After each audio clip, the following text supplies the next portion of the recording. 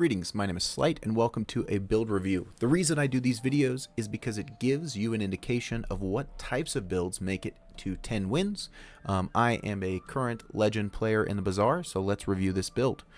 So we are doing a dog plus temporary shelter scaling build here. But that is not the reason we've been able to make it into the high ranks. Doing that alone is not quite enough. There are a couple key things that make this build an extremely strong build. Let's take a look.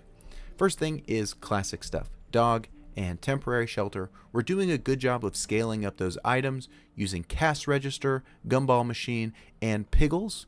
Piggles is nice because in previous patches when you won a fight, you wouldn't get a piggle unless the piggle was on the board. But now every time you win a fight, you're generating a piggle, which is 9 damage for the dog and 10 shield for the temporary shelter. Each hour we spend 2 gold to generate a gumball, which also is building us up, and every time we start a day we get 2 spare change, which is also building this up. Now we also have this fort. Fort is one of the strongest items for Pygmalion, especially in the single weapon and dually combo intensive meta that we currently live in. Increasing enemy cooldowns by 2 is really strong. The poison effect from here is really not being captured, not really doing anything. We don't have something that's really triggering off poison, but clearly this starts at around 20 or 40 shield. I've put a lot of extra shield on this so that anytime we do use an item, we are gaining that extra 175 shield, which does add up.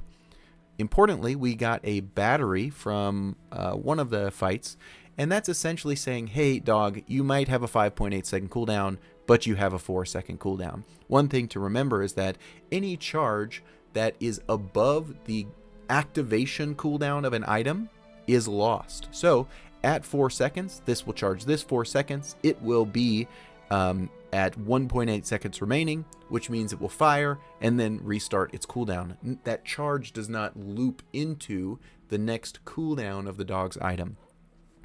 It is important to have at least some slow, and also very important that we are activating as many items as possible.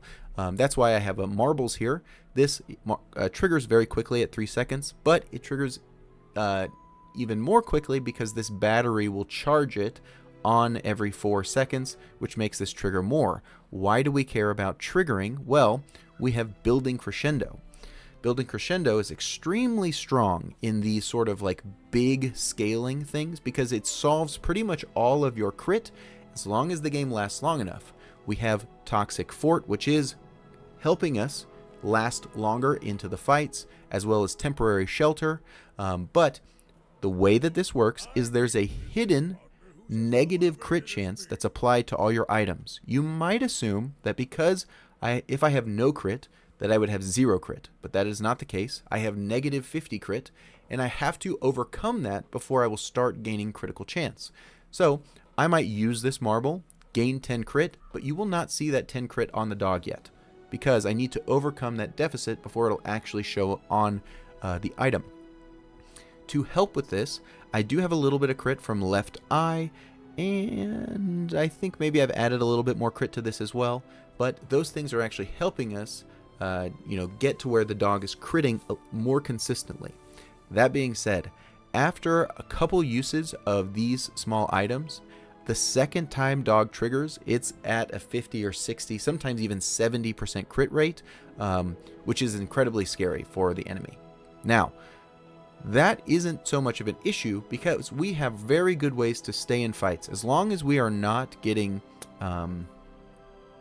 poisoned out, it's very hard for enemies to kill us. We have a lot of shield, including, I just got this, a diamond hunker down. I've never seen it this this high level before.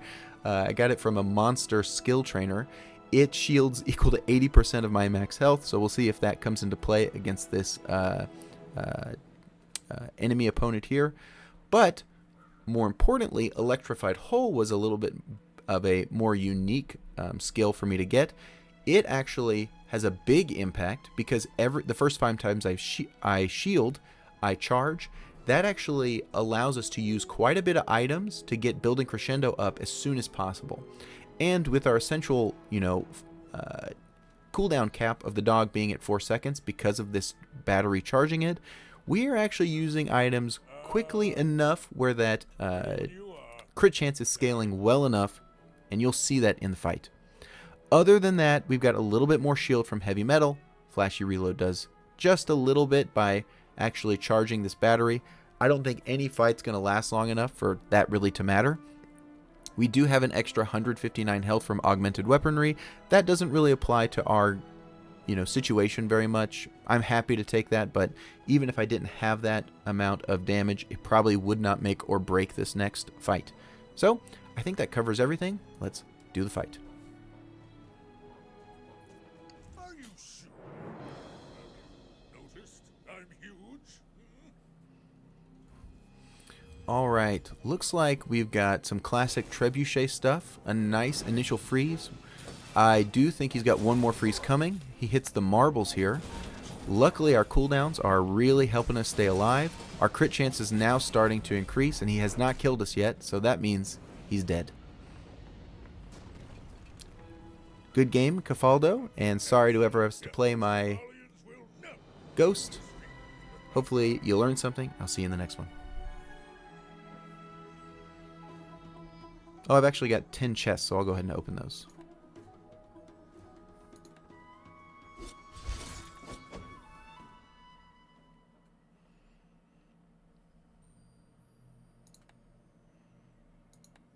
I tend to wait for 10 just because it's more fun.